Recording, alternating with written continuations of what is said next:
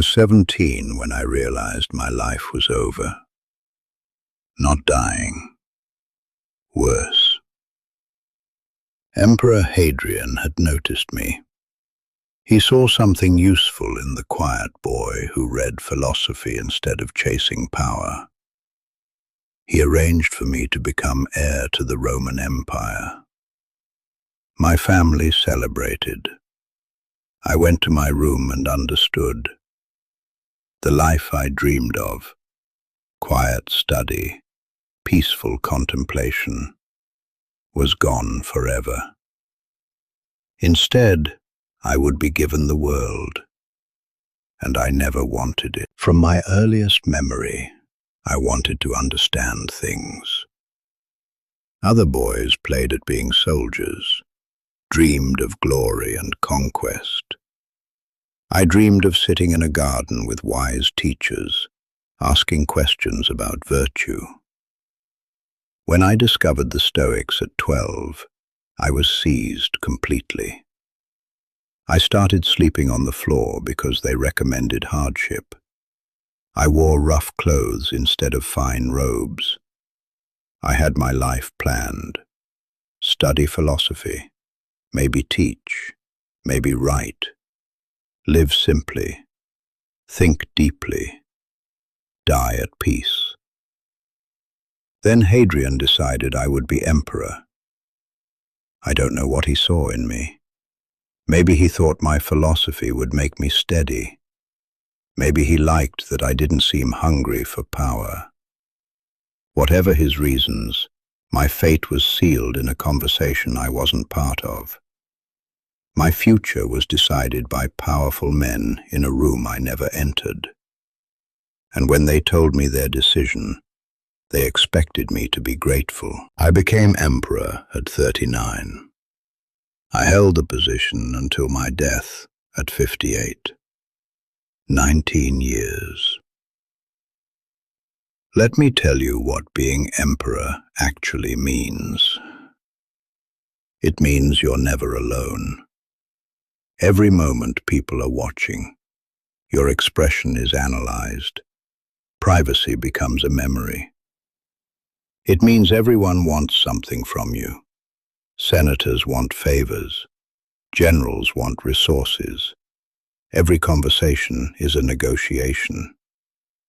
It means you can't trust anyone completely. The person smiling today may be planning your assassination tomorrow.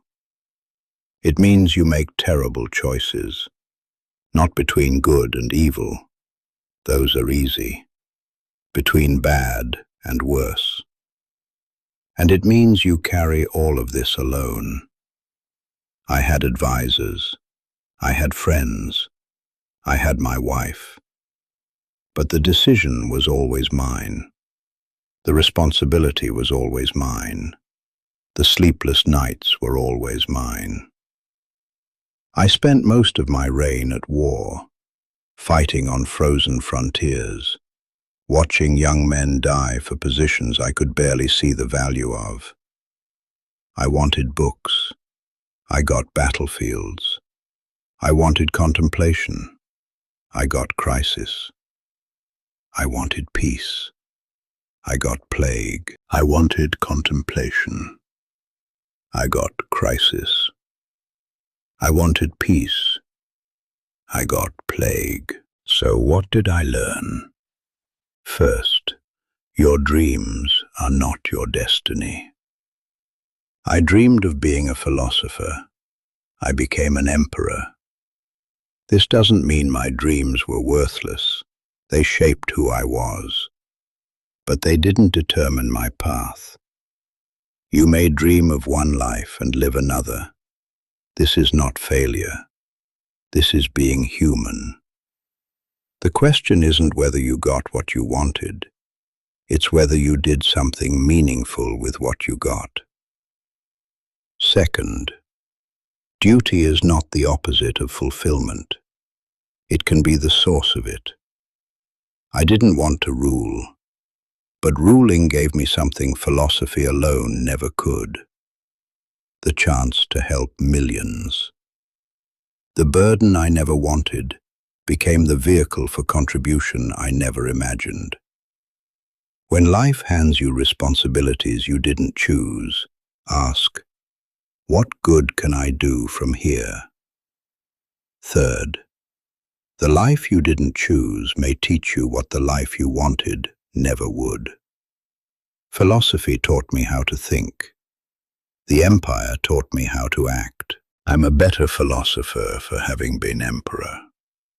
The things I wrote during those hard years have more weight because they were written in exhaustion, not comfort.